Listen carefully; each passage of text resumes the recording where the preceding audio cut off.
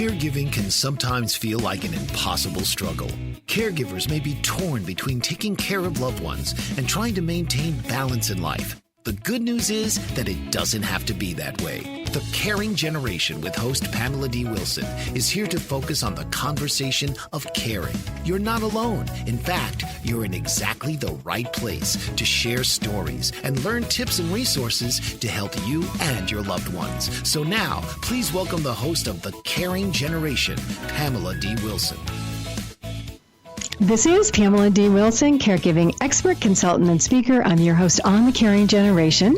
The Caring Generation focuses on conversations about health, well-being, caring for ourselves, and aging parents, all tied together with humor and laughter essential to being a caregiver. The topic for this caregiving program is by caregiver request. It's called I Don't Want to Be My Husband's Caregiver. Caregiving research by Noel Miller Katz and others confirms that husbands benefit more from spousal care than wives. How many of you are surprised about that? Statistics confirm that wives are more likely than husbands to serve as primary caregivers. What does this mean for wives who say, I don't want to be a caregiver for my husband? I will share 5 reasons that wives say, I don't want to be a caregiver for my husband, and I'll offer 5 caregiver survival tips for being a caregiver for my husband. The guest for this show's health and wellness segment is Dr. Patricia Thomas. She's an associate professor at Purdue University in the sociology department and a faculty associate in the Center on Aging and the Life course. Her research focuses on the impact of social relationships and social position on health outcomes across the life course. Her research has appeared in multiple peer-reviewed journals, such as the American Journal of Public Health, the Journal of Gerontology, Social Sciences, Journal of Health and Social Behavior, and Social Science and Medicine. Dr. Thomas will talk about social support, touch, and well-being in caregiving relationships, especially during this year of COVID and how all of this has changed. Let's go back to the number 1 reason that wives say, I don't want to be my husband's caregiver. This is reason number 1, relationship quality and emotional closeness. If you're married, you know that different aspects of daily life can change and place stress on marital relationships. Having children is one of the major bumps in the road for a marriage and the transition from being a couple to being a family. If you have had children, you know that having a baby changes everything. Sleep patterns, work schedules. That marital adjustment to having children can be difficult, similar to the adjustment of wives saying that I am a caregiver for my husband. When raising children, it's usually the wife that becomes totally involved in the child's life. A husband can feel left out because the relationship with a wife is kind of placed on the back burner in favor of childcare. This caregiving imbalance that begins for women with having children continues all the way through elder and spousal care, and it can take a lot of effort for wives to regain a sense of independence and autonomy after being a caregiver for so many years. It's no secret that women suffer from the personal sacrifices made during a marriage, even though nobody talks about this. Men typically work outside the home. Women typically give up jobs and careers to bear the responsibilities of family care and taking care of the household. Between raising children and being a caregiver for my husband, women can care for one or both sets of parents. Should there really be a surprise when a woman says, I don't want to be my husband's caregiver? During the years of a marriage, relationship quality and emotional closeness can rise and fall. When children move out of the home, the stress of caring for elderly parents might be that next challenge, placing major stress on couple relationships. Resentment can grow to become a significant issue in spousal caregiving situations. For more about spousal caregiver resentment and why this happens, you can listen to the Caring Generation podcast. It is called spousal caregivers and caregiver resentment. Depending on the couple situation, husband and wife working or husband working, and wife continuing to be that caregiver, the toll of caregiving can continue to grow when it becomes difficult for each partner to acknowledge the role that each plays in holding a family together. While common sense might lead one to accept responsibility and duty, some couples dream about nights of uninterrupted sleep away from caregiving. They dream of taking a vacation as a couple and ending what can seem to be ongoing caregiving responsibilities, whether it's for children or aging parents. By the time a husband needs care, the wife may be done with years of personal sacrifice. That idea of, I don't want to be my husband's caregiver, and sometimes thoughts of, it's time for me to live my life, may be the only thing that a woman can think. Wives in caregiving groups feel guilty speaking negatively about a husband or a relationship with a husband, especially if a situation exists where a husband has a lot of health issues. Health issues and complications can make caregiving very stressful for wives, especially if a husband has multiple health issues that result in hours and hours of daily care and support. A lot of couples find themselves in that challenging situation when they're older. Because men typically work out of the home and control marital finances, the wives, unless they really press for involvement, many times are not involved in discussions about financial planning and costs of care after retirement. If you are a woman listening, how many times have you gone with your husband to meet with your financial planner or a CPA? If the answer is no, it's time to get involved so that you don't end up being the one to say, we don't have money and I don't want to be my husband's caregiver, with your husband controlling all of the finances and you can't hire outside care. This concept of control by husbands leads us into the number 2 reason that wives say, I don't want to be my husband's caregiver. Sometimes wives live with an abusive or controlling husband. While a lot of women will live through that relationship issue because of having children, after children leave the household, that is another critical time for a marriage. Becoming an empty nester means that the focus is no longer on children, and it returns to a marital relationship, the husband and the wife, who may have struggled for years while they've had children, while they raised children. We're going to talk more about not wanting to be a caregiver for my husband in the second half of this show. Up next, we are going to have Dr. Patricia Thomas.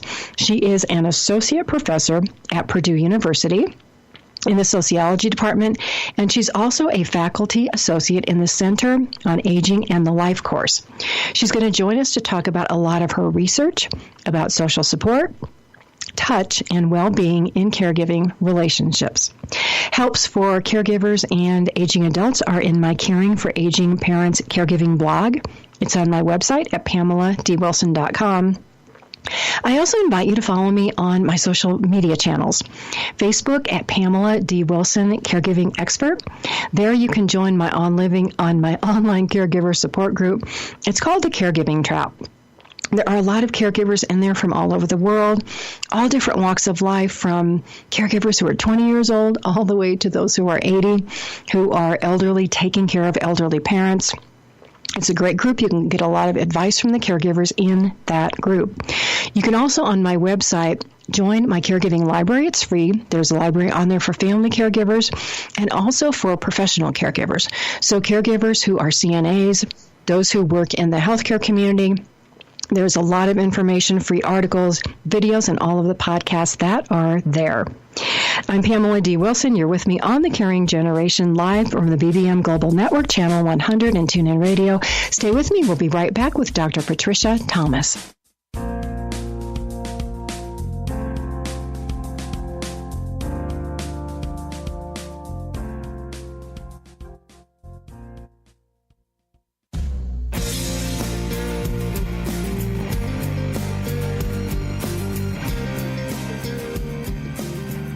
This is Pamela D. Wilson, caregiving expert on The Caring Generation.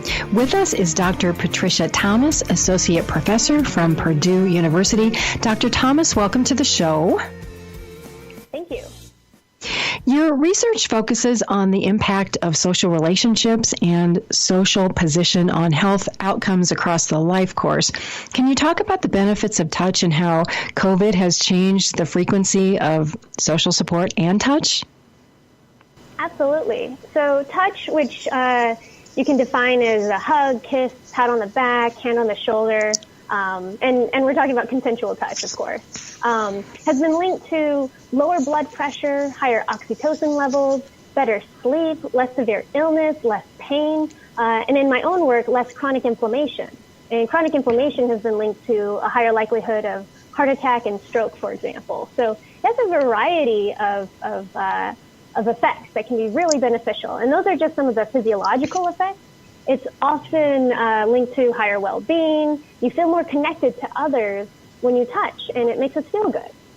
And obviously during the pandemic, this is a difficult time for a lot of people, and staying at least 6 feet apart really stops you from being able to hug.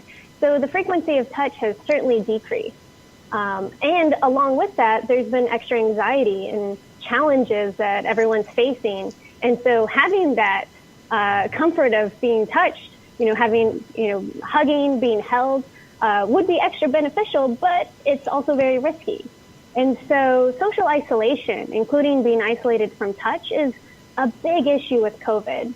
And it's important to think about other types of support, such as emotional support, that can be done in a way that doesn't have to be face-to-face, doesn't have to be in close proximity, but having someone to listen to your worries or problems, providing advice if asked, making you feel loved and cared for, being able to compensate for other types of social support can help when you just can't hug so many people, right? And though it would feel nicer to do that in the context of a hand on your shoulder or a hug, you can still hold space for someone without physically holding them. And so that can be a less risky scenario during this pandemic. And a lot of caregivers, like spouses and elderly parents and adult children, they provide hands-on care in caregiving. So it's not necessarily like a hug, but it's other things. What effect does that have on relationships? Right. So touch makes us feel closer to one another, and it can be very calming and comforting. And there's even been some studies of touch from nurses that touch is linked to better sleep, lower blood pressure, and lower levels of pain in patients. And there was even this interesting experimental study where they were given this vignette that sort of prompted them to think about death. And a brief touch on the shoulder by an experimenter actually was related to less anxiety about death. And so those studies were with basically strangers. So the touch is even more meaningful when it's provided by a spouse or adult children, and especially in the context of the vulnerability and trust in a caregiving relationship. So having that touch, and sometimes, you can incorporate, a reassuring hand on the shoulder along with the sort of more instrumental types of touch of helping someone with something. That can be helpful to the one receiving care, but it can also be affirming and promote closeness with the person who's providing care. So it's likely to be beneficial to the relationship itself and to everyone involved in it. And I was reading one of your articles, and it talked about older adults being isolated and some mention of self-applied touch to the palm of a hand. Can you explain what that is? Sure. So there is some research showing that self-applied touch to the palm of your hand or even to your forearm was linked to positive signals in the brain that were associated with pleasant feelings. And obviously, this isn't the same as a hug from a friend, but for the 26% of older adults age 65 and older in the United States, that's close to 13 million Americans who live alone, it might help a little bit, right, while keeping distance from others to reduce risk of COVID. It's sort of a temporary stopgap more than a long-term solution. Yeah. And again, even if older adults are living alone, it's important to try to make sure that they receive other kinds of social support too. Like what I was saying with emotional support that can be over the phone or online. So, sort of having whatever coping mechanisms can help you will be useful, in the stress of the pandemic. And I know we're going to be going to a break, but I'm going to start a question if we'll probably have to finish it after the break. But I read another article of yours. It was about social support and the well-being of older adults. And there was something surprising in there that says that sometimes receiving support from children is negatively associated with older adult well-being. Can you start that answer, and then we can finish it after the break? Sure. So parents are used to providing for their children. They've raised them. There's a sense of usefulness, and the direction of support is usually from parent to child, right? There's these norms of this type of support. But as people age, the roles can reverse, and that can be challenging to one's identity. It sort of challenges this idea of usefulness, makes you feel maybe that you're not as independent, and you were so used to being the provider. And so receiving that support from children can be detrimental to well-being in that way. It can be a tough transition, and you might feel like a burden when you're so used to being the giver and now you're the receiver.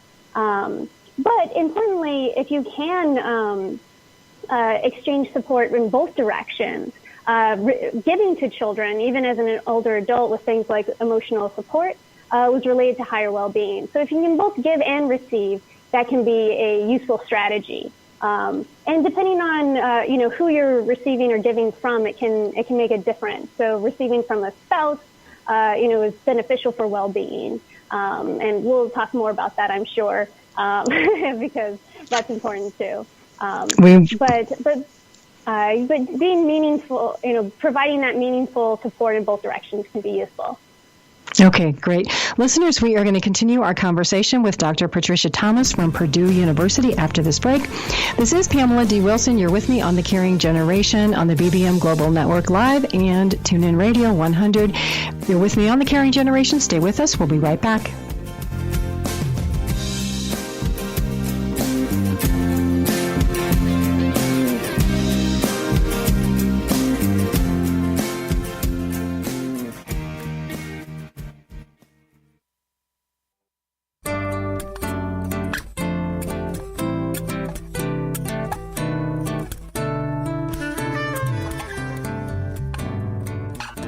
This is Pamela D. Wilson, caregiving expert, consultant, and speaker on The Caring Generation. Let's continue our conversation with Dr. Patricia Thomas from Purdue University. So, Dr. Thomas, in addition to social support and touch, you also researched a connection between spouses for cognitive health. Can you talk about that relationship between stress, cognition, and social support? Sure. So there's a lot of nuances, but overall, social support between spouses is typically good for health and well-being, and it can buffer the negative effects of stress. So it can make it so that stress doesn't harm you as much. So having someone to rely on, to talk to in times of worry, to encourage you to engage in healthy behaviors, all of that is related to better health and also better cognitive health, right? But in another study that I worked on, we found that strain with a spouse was actually related to better cognitive health over time, which was a little counterintuitive at first. Generally, you see the benefits of social support, but not so much with strain. But there's some research that shows that just a little bit of stress can facilitate cognitive functioning. So too much stress is generally bad for cognitive health, but a little bit can be good. And the same with strain, which can be considered sort of a source of stress in a way. If strain is too much, then it likely hinders, but a little bit of strain can be beneficial. And often if you think about strain with a spouse, some of that can involve arguing, right? And so that can keep you on your toes and keep you mentally sharp. So ultimately, relationships are multidimensional. And so there's social support, there's strain, there's stress going on, both, in the relationship and in the broader world. And all of these can contribute to cognition in different ways.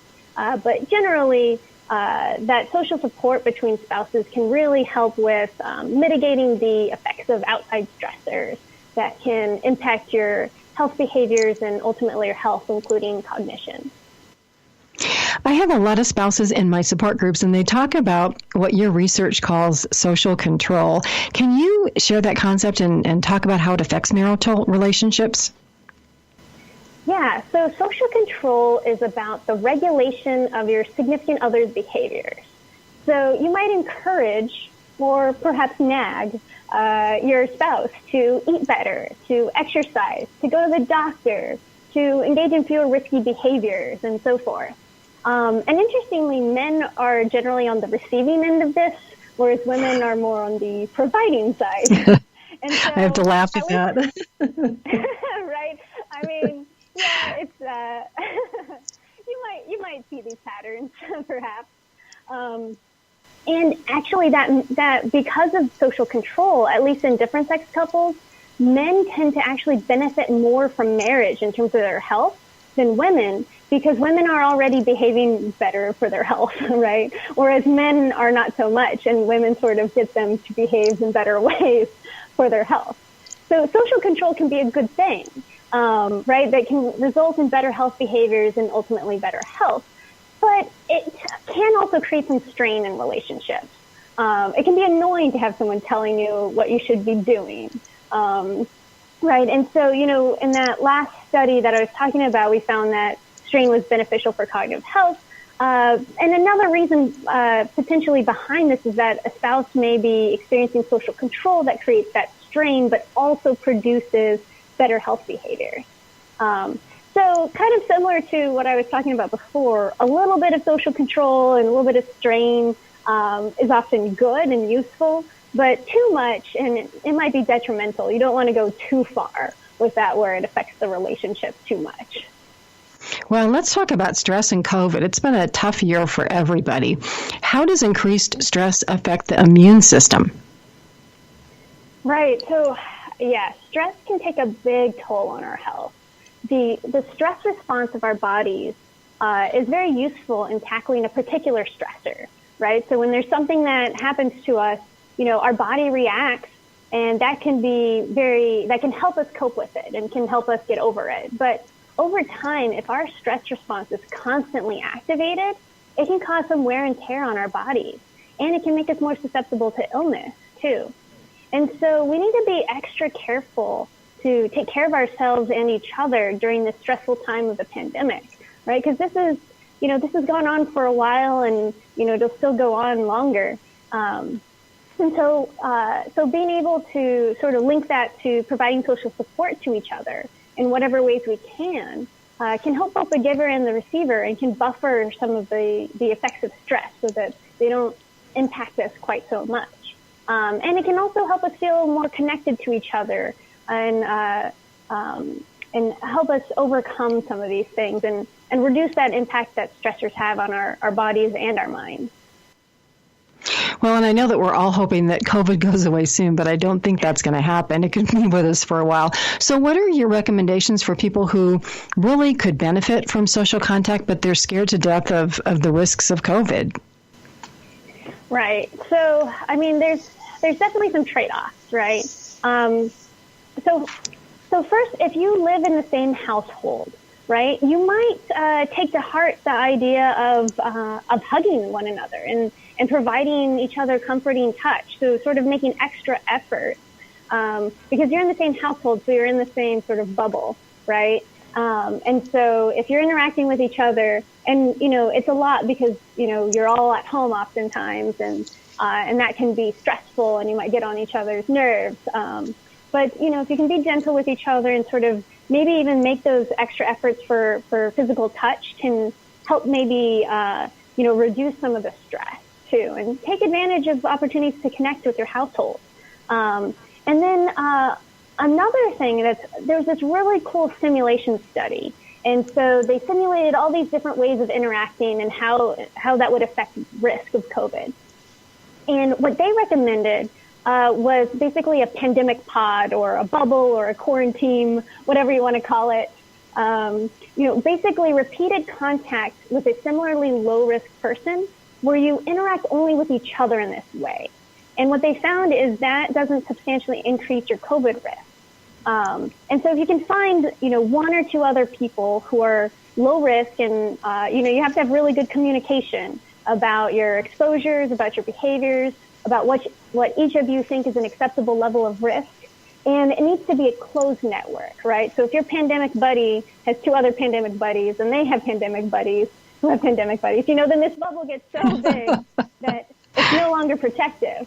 But if you, especially with winter coming up and it's making it harder to meet up outside and colder weather in some parts of the country, picking those couple people or one person to interact with exclusively in this way can help make sure that your mental health doesn't suffer from the lack of contact.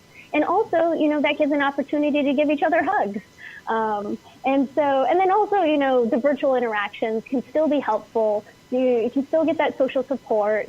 There's always going to be some level of risk in person, but you need to sort of compromise in some ways to balance your physical and mental health, but do it in the safest way possible.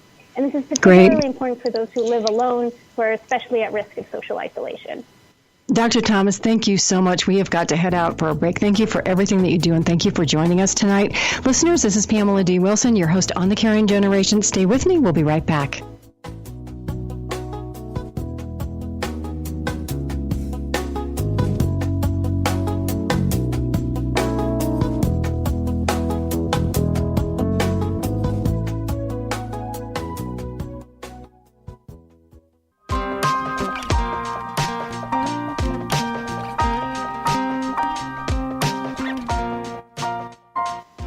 This is Pamela D. Wilson, caregiving expert, consultant, and speaker, your host on the Caring Generation radio show for caregivers and aging adults.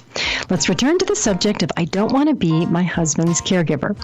When a spouse needs care, a wife may say no to the responsibility of being a caregiver for my husband. In these situations, husbands and wives can look at their own lives and the personal sacrifices made to raise children. Having children can bring couples closer together, or it can create longer-term problems if those relationships between the husband and the wife were not nurtured during child-raising years. Husbands who were abusive or controlling may feel out of control when children leave the home. If empty nesters parents choose to divorce, children can feel responsible. This leaves women in the position of choosing to start all over again to avoid being a caregiver for my husband. Research shows that widowed wives, many of them do not want to be married and be placed back in that revolving door of being a caregiver. A lot of them will say, I did it once, I don't want to do it again. Let's talk about the number 3 reason that wives say, I don't want to be my husband's caregiver. It's an age gap. Many people think of retirement years as a time to enjoy life. They want to travel, do all kinds of fun things. But a husband who's 55, when a wife is 45, can start to have health problems.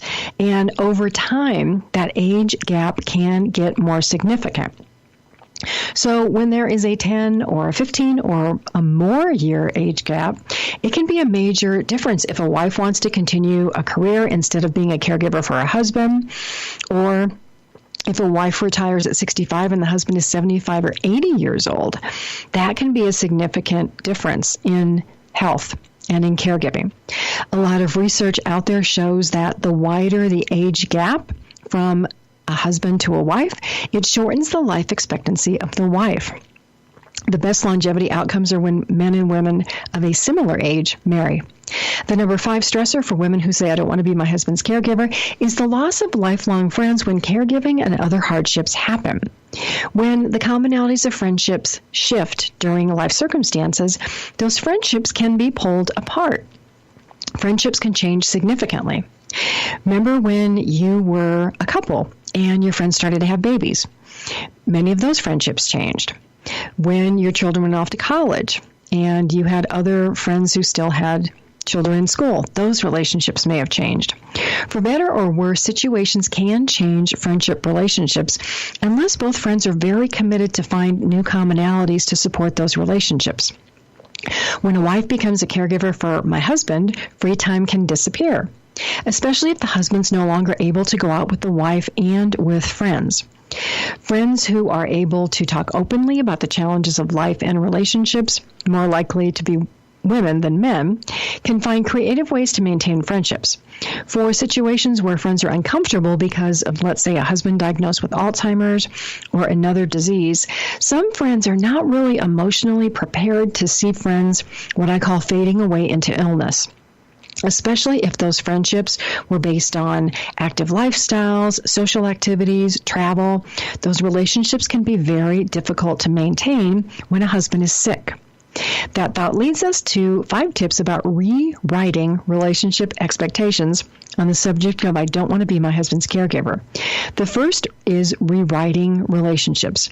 So similar to couples having children, couples who are empty nesters and couples who become spousal caregivers are really flexed with being flexible about relationship expectations. The beliefs that we have about our relationships have a dramatic effect on our daily experiences.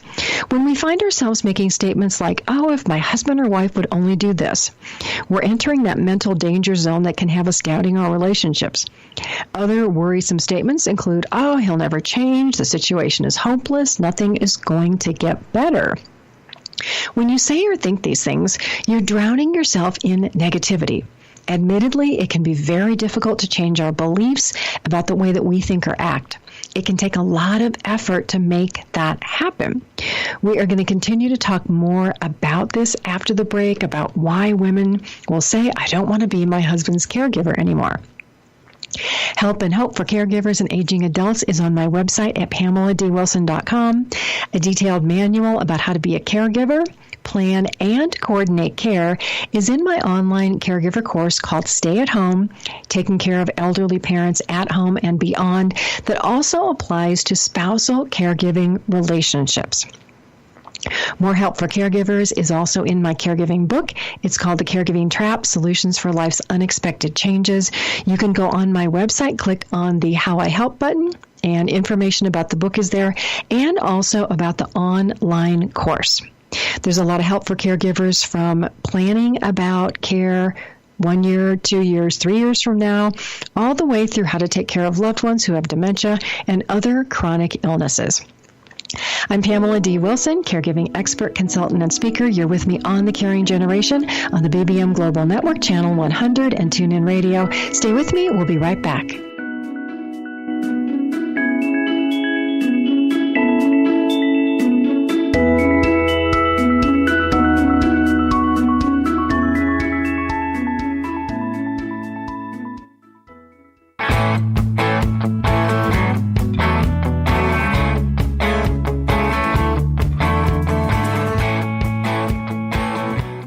This is Pamela D. Wilson, caregiving expert, consultant, and speaker on The Caring Generation. Let's return to ideas about rewriting relationship expectations when caregiving enters the picture and wives say, I don't want to be my husband's caregiver anymore. Number 2 on the list is difficulty realizing the effects of cognitive impairment, also known as dementia, Alzheimer's, a brain injury, or anosognosia. When caregivers fail to ask and medical providers fail to explain, frustrations about the effects of memory loss can be significant.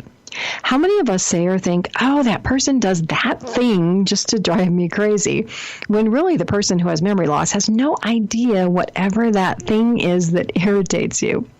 If memory loss exists, that thing is not intentional. In fact, after a husband, wife, mother, father, sister, or brother does that, the issue is they don't remember that they did it. Cognitive impairment that relates to memory loss benefits from taking a sincere interest in learning about the disease. For some, it's one of the most difficult lessons they will ever learn. It's the idea of watching a loved one fade away. Earlier in the program, we talked about the loss of friendships that can result from situational life changes. I want to mention the stress that Alzheimer's and dementia places on family and friend relationships. If you're in a situation where your spouse or parent has Alzheimer's or dementia, and people are saying, oh, I don't want to visit because I don't know what to say, or I don't want to visit because the person won't remember who I am, share the Caring Generation podcast called How to Talk to a Parent with Dementia. In addition to the tips that I offer, Dr. Stephen Post shares information to confirm that loved ones with dementia can still connect with us, even though family might be thinking, I don't know if mom, dad, grandma, or grandpa is even still there. If your spouse has memory loss and you're thinking, I don't want to be a caregiver for my husband, don't wait to get help or to make a short-term and a long-term plan for care. Persons with memory loss, depending on the situation, can live for many, many years. Instead of placing yourself in a position where you feel stuck and you're saying, I don't want to be my husband's caregiver, find other sources of support. Many caregivers wait too long to get help. Don't be that person. Number 3 on the list of tips for finding caregiving surviving skills is to survive thoughts of, I don't want to be my husband's caregiver. You want to identify what you feel is being lost in your marital relationship. It can be challenging because it requires honesty and insight into what's really upsetting the spouses. Make a list of all the thoughts that come into your mind. Make a list of the things that you miss doing with your spouse. For example, I miss morning conversations with my husband. I miss going out to dinner and social events. What other things do you miss?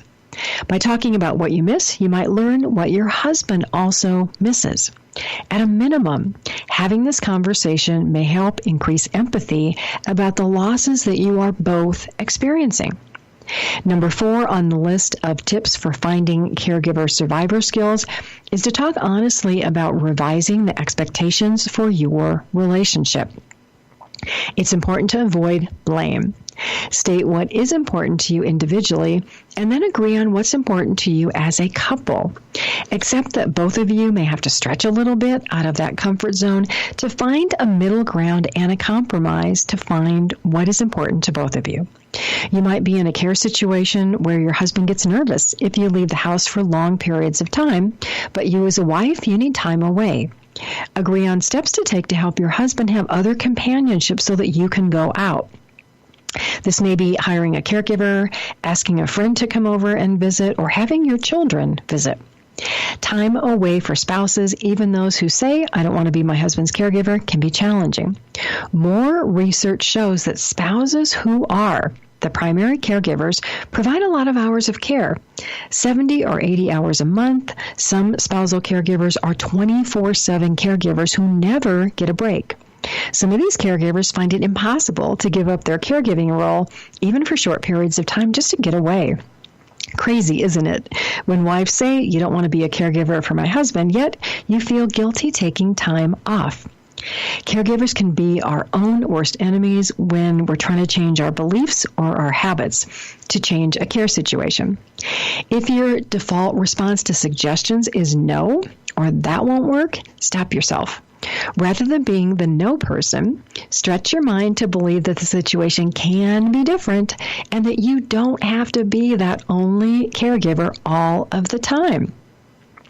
Give yourself that permission to actually say, I don't want to be my husband's caregiver anymore all the time, and start shifting the responsibilities.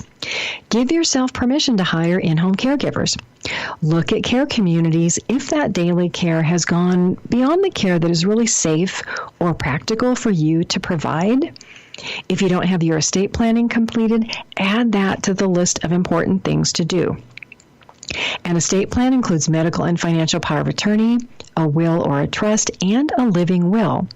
You and your husband should have these documents with persons appointed and backup appointments in case the first person you choose is not available. In a couple of weeks, we are going to talk more about estate planning, including why having a medical and a financial power of attorney is important. We're going to talk about wills and trusts, and a lot of things that family members make assumptions about when they appoint children to be their medical and financial power of attorney. There are a lot of things that can go right, but there are also a lot of things that can go wrong. We're going to talk to an attorney about both of those sides of the story. And also know that if you are an older person and you don't have family to appoint, there are what is called professional fiduciaries. These are people like myself who used to serve as medical and financial power of attorney. There are many of these people that have a lot of really good experience, and individuals can feel comfortable in appointing these people to act at the time that you need to have this type of assistance in making medical decisions and planning your finances to support the care that you need, whether it's bringing in-home caregivers into your home, whether it's looking at going into care communities. Persons that you appoint to serve in these roles for you can be very helpful and can give you a lot of peace of mind that when you do need that help, you will have a reliable and a trustworthy person that can show up. All spousal caregivers should have an estate plan to ensure that both of you receive care, and you've got those trusted people to help you make and carry out medical and financial decisions. Discussing the estate plan is another step in the plan to discuss and rewrite relationship expectations.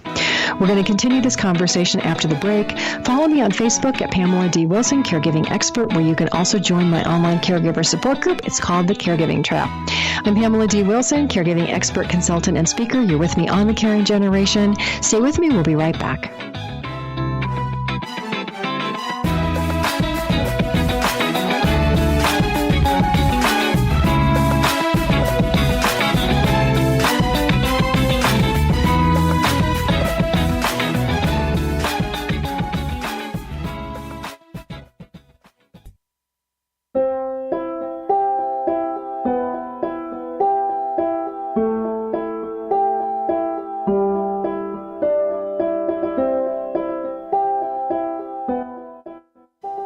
This is Pamela D. Wilson, caregiving author, consultant, and speaker. I'm your host on the Caring Generation radio program for caregivers and aging adults. Share my website, PamelaDWilson.com, with everyone you know.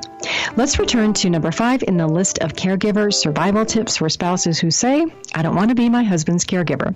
This one is practical, and it's something that many of us know that we should do, but life takes us off track, and we may not always feel that we have the time and the effort to devote. Number 5 is make the effort to expand your network of friends. As we talked earlier, life situations result in changing friendships. Within this is reconnecting with old friends to see if life situations have changed and new commonalities exist. Your friends who had children and weren't able may be empty nesters today. Friends who had demanding careers might be retired. You might be surprised that you can rekindle some of these friendships that were precious to you earlier in life. Also, find ways to meet new friends.